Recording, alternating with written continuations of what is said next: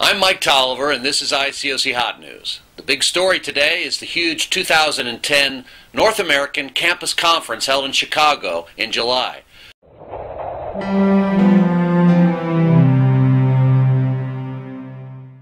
An astonishing 2,100 campus disciples from across the USA and Canada gathered in Chicago for the biggest assembly of campus disciples in well over a decade. In the last 30 months, we estimate our campus ministries in North America alone have doubled in size to over 3,000 disciples. And a majority of those students came to Chicago, fired up and ready to dream big dreams for God.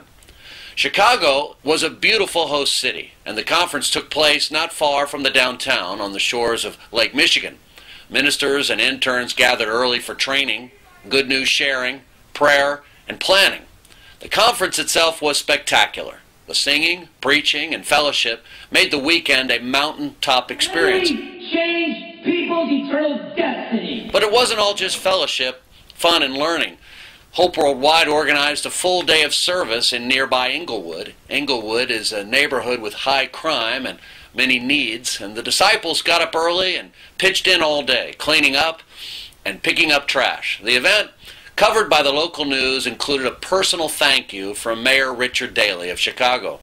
Another highlight was the continued commitment of the students to the one-year challenge. The one-year challenge is the call for students to donate a year of their life in service for God. Students are helping right now in Nevada and Utah here in the United States, strengthening churches and planting campus ministries. Johannesburg, South Africa is offering 8 paid intern positions, and spots are also available in Turkey and in Portland, Maine. You can get more information on the one-year challenge at ICOC Hot News, our website, or also hereamisendme.net. All in all, it was a great conference. We are seeing a campus explosion around the world that continues to gather momentum. This year, we are expecting an attendance of 4,500 at 20 campus conferences being held in 20 countries around the world. For North America, the 2011 conference will be split between Denver in the west and Athens, Georgia in the east. And in 2012, we'll all be together in San Antonio. Please be praying as the campus explosion continues. Not only did Chicago, of course, do a great job hosting the conference, but the winds of revival are blowing through the congregation as well. Recently, the 1,900 members have made some huge strides. The campus has grown from 55 students to 120 in the last 5 years, enabling the church to send out 7 campus disciples to serve as full-time interns across the Midwest. On top of this, the leadership of the Chicago church has generously sent several couples out to lead in various churches. In another bold move, Chicago sent Dave and Beth Pakta to South Africa to help with the youth and family ministry there.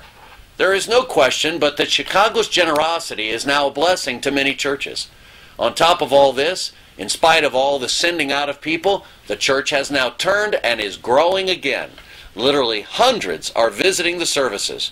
We asked lead evangelist A.T. Arneson, why the big change?